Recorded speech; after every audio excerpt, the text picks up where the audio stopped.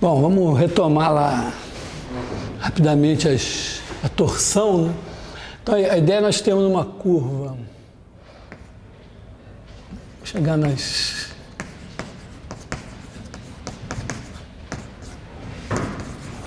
equações de Serré.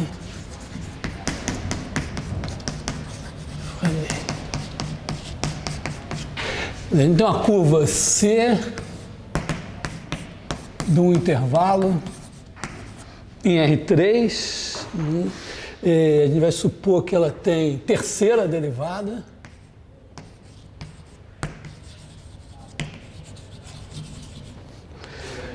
Porque independente de ser nula, né? Aqui é a terceira derivada, não tem problema, pode ser nula, né?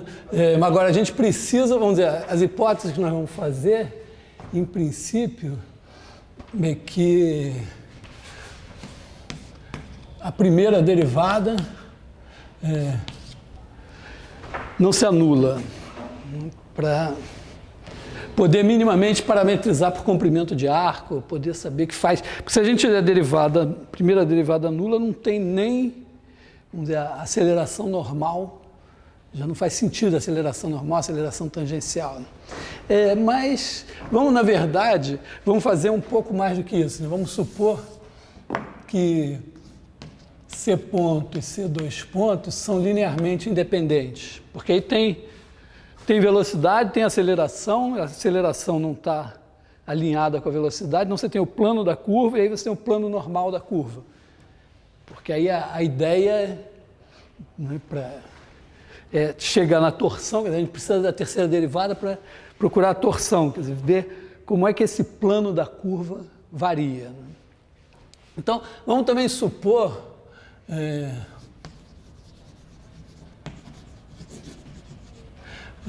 C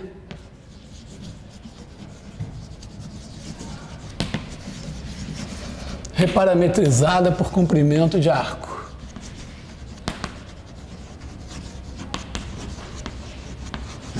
Significa que nós vamos trocar o C ponto por C linha, né? E aí nós vamos ter, vamos pensar assim, é como se trocasse, tem um intervalo J. Então eu na verdade, em vez de fazer isso, vamos supor já que a C está parametrizada por comprimento de arco, tá? Então vamos supor isso assim, né? Vamos na verdade trocar C ponto por C linha.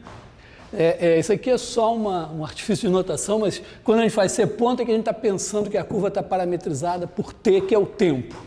E quando a gente faz C linha é porque tem um outro parâmetro, geralmente o comprimento de arco. Bom, aí a gente vai ter norma de C' sempre igual a 1. Isso também vai nos dar que aqui a gente tem o ponto C de T, aí a gente tem aqui o C' de T, que tem norma 1, e aqui a gente vai ter, como a norma de C' é igual a 1, né, quer dizer, sempre que você tem isso, C' igual a 1 sempre, então se você derivar isso, dá zero. E a derivada disso dá 2 vezes C', C2', isso vai ser sempre zero. O que significa que o vetor aceleração é perpendicular ao vetor velocidade. Então a aceleração já é aceleração normal, não tem aceleração tangencial, né? Então você vai ter uma coisa assim, que vai ser o C2', né? E aí, como a curvatura escalar é a norma da aceleração normal dividida pelo quadrado da norma da velocidade, e aqui a norma da velocidade é 1, então a gente vai ter também que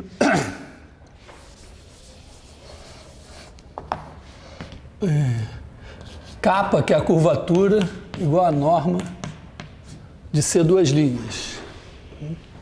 Então a gente tem esses dois caras aqui, e aí a gente faz o produto vetorial de C' por C2'. A gente sempre pensa assim, vamos sempre pensar assim, a base, esses dois caras aqui que são linearmente independentes, eles formam uma base, e a gente vai considerar que ela vamos ver, a gente vai considerar C', C2' e o produto vetorial dos dois. Então, por exemplo, aqui, então, C', C2', o produto vetorial vai ser uma coisa assim. Só que esse cara daqui, na verdade, a gente vai introduzir primeiro o vetor normal aqui, o normal, que vai ser 1 sobre capa C2'.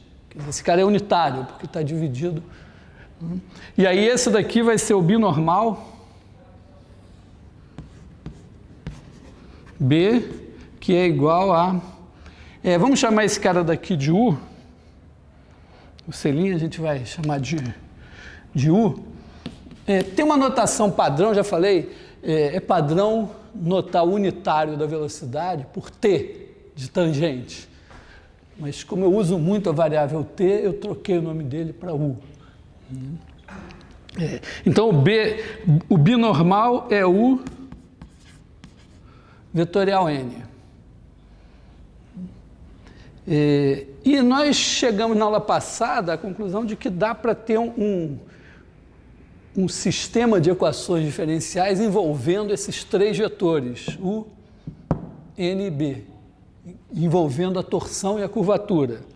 A ideia é, bom, antes de mais nada, né, a gente tem que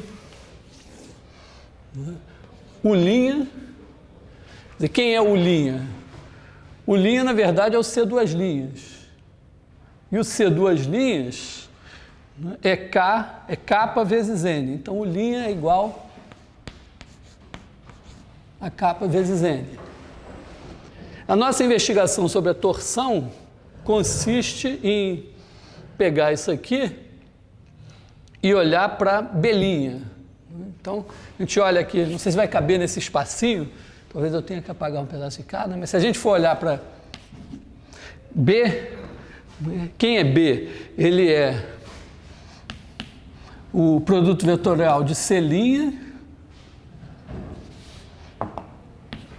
Eu prefiro botar o C para derivar, porque é mais presente aqui para nós, né? Então, B é U vetorial N. U é o C'. E o N é 1 sobre capa, então vou botar 1 sobre capa aqui. C2'. Então, se eu for olhar para o B', derivo isso como um produto, dá 1 sobre capa. A derivada disso é derivada de um produto, então vai dar C2', vetorial C2', que é 0, é um vetor por ele mesmo, né? E eu tenho C', vetorial C3', mais a derivada desse daqui, que é capa' sobre capa ao quadrado, né? Isso é 1 sobre capa, isso é uma função escalar, vezes C',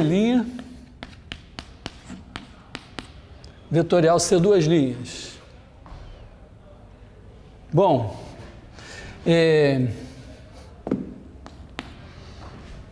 acontece, né, que a norma de B também é sempre igual a 1. Então, a derivada do B é perpendicular ao B. Então, a derivada do B é uma combinação linear de U e N, que formam o plano perpendicular a B, né? Então, B', na verdade, B' é igual a alfa U mais beta N. Não, o N é 1 sobre capa vezes C2'. A ideia é a seguinte, você tem a curva, você tem um vetor tangente natural, que é o vetor velocidade. Claro que perpendicular a esse vetor tem um plano, você está no espaço. Então, normal, você tem que tomar uma decisão.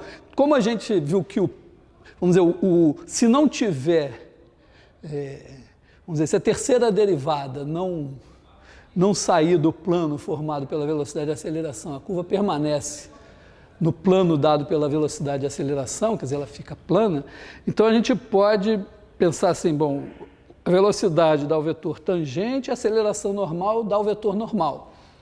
E aí o produto vetorial das duas, que dá um terceiro cara, dá o binormal, porque ele também é normal à curva, mas além disso ele é normal ao plano natural da curva. Essa é a ideia, né? Então, como a norma de B é igual a 1, isso aqui implica que B' é igual a alfa U mais beta N. E como esses caras são unitários e ortogonais, né, você vai ter alfa igual a B' escalar U e beta igual a B' escalar N. Bom, mas ocorre, está na cara aqui, ó, esse cara daqui é perpendicular a C', ele é produto vetorial do C' por alguém. Esse aqui também é perpendicular ao C', porque ele é produto vetorial do C' por alguém. Então esse alfa é zero, não tem componente na direção do U. Então, na verdade, isso aqui morreu, você só tem que ver quem é beta, né? Então a gente faz o produto escalar de B' por N. Então a gente olha aqui, faz o produto escalar de B' por N. Essa parte daqui não vai dar nada, né? Então, isso aqui não vai dar nada porque isso aqui é perpendicular ao N, porque o N é um múltiplo do C duas linhas. Então, está aqui. Então, a gente pode dizer que o alfa é zero e B' vai ser igual ao produto escalar disso daqui por N. Então aqui o N é 1 sobre kappa, C duas linhas, então tem 1 sobre kappa aqui, vai dar 1 sobre kappa ao quadrado.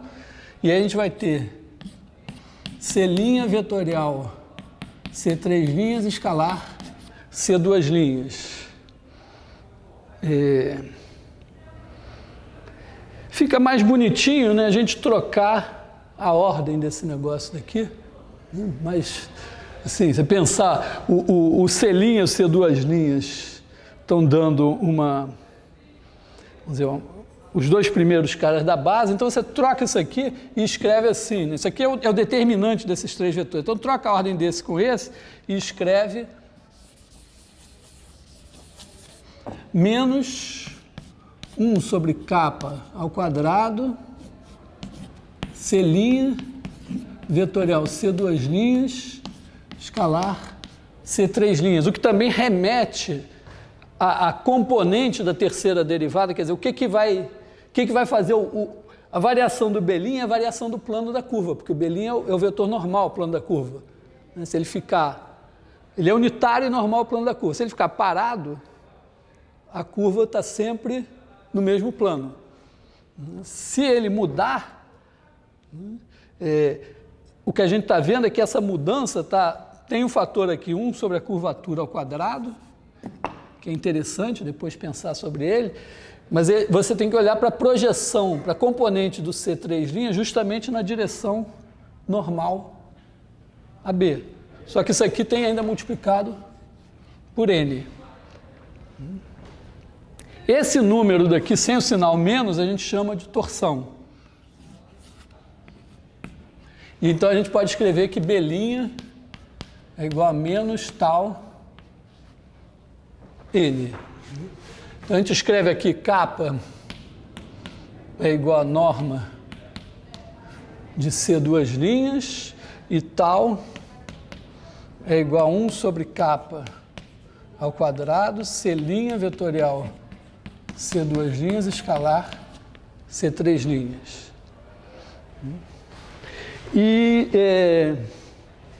Bom, aí a gente olha para cá e diz, bom, então eu tenho esses três, quer dizer, a gente pode pensar assim, a curva está andando e tem um triedro, quer dizer, uma base ortonormal que caminha junto com a curva, é o chamado triedro de Frenet, né?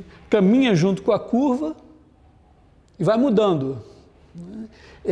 E essas duas equações diz que a gente consegue expressar a derivada de U e a derivada de B em função da curvatura da torção e do N. Seria interessante ter também uma fórmula para a derivada do N nesses termos. Aí eu comecei a fazer na aula passada, me enrolei, depois eu estava indo de carro não sei para onde, sem pensar no assunto, de repente me disse, não, foi uma besteira, é uma derivada de produto, né? Quer dizer, a gente pode olhar aqui,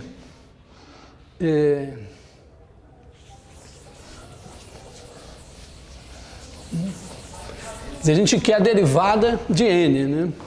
Então a gente tem que n, de novo, o n é unitário. Então a derivada dele é perpendicular a ele. Então n' é alguma coisa do tipo alfa u mais beta b. E a gente vai obter alfa como n' escalar u e beta como n' escalar b. Como a gente tem o linha e b', a gente pode fazer o seguinte, né? A gente pode olhar que 0, n escalar u é sempre 0. Então a derivada disso daqui é sempre 0. E a derivada disso é a derivada de n escalar u, que a gente quer, mais n escalar a derivada de u que a gente tem.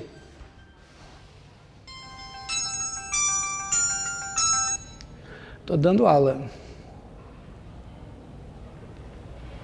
Dei. A mulher perguntando se eu dei um antibiótico para minha filha antes de sair.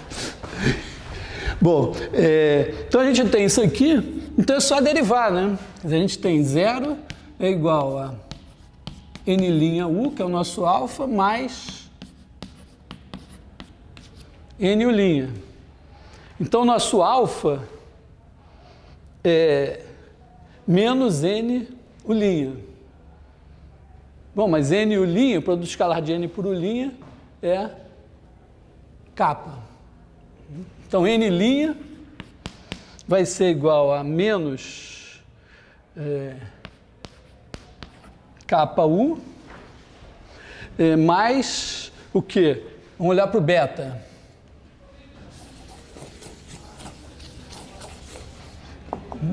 A gente faz a mesma coisa, né? N escalar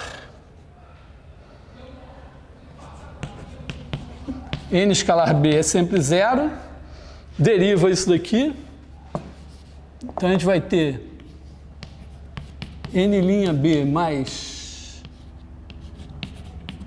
NB' igual a 0, B' a gente tem, então N' B é igual a menos NB', mas B' é menos tal N, então isso aqui vai ser tal. Então aqui a gente vai ter mais tal B.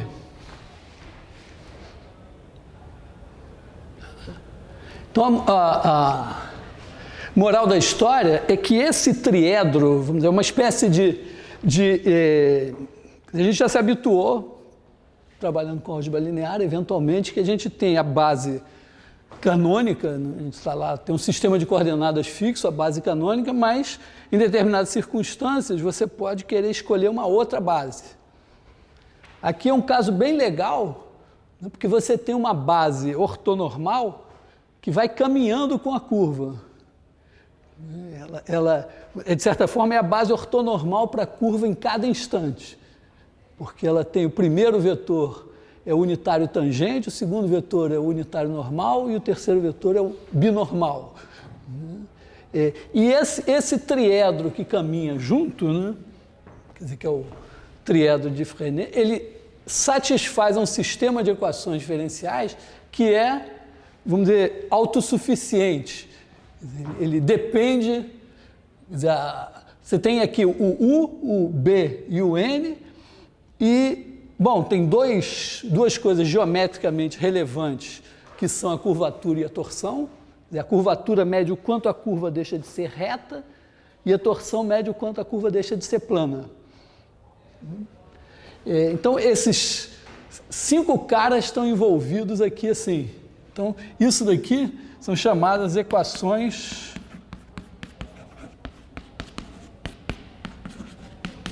de Serret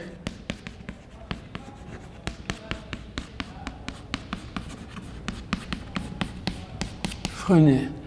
Esses dois caras, se não me engano, no século XVIII, chegaram mais ou menos juntos a isso daqui.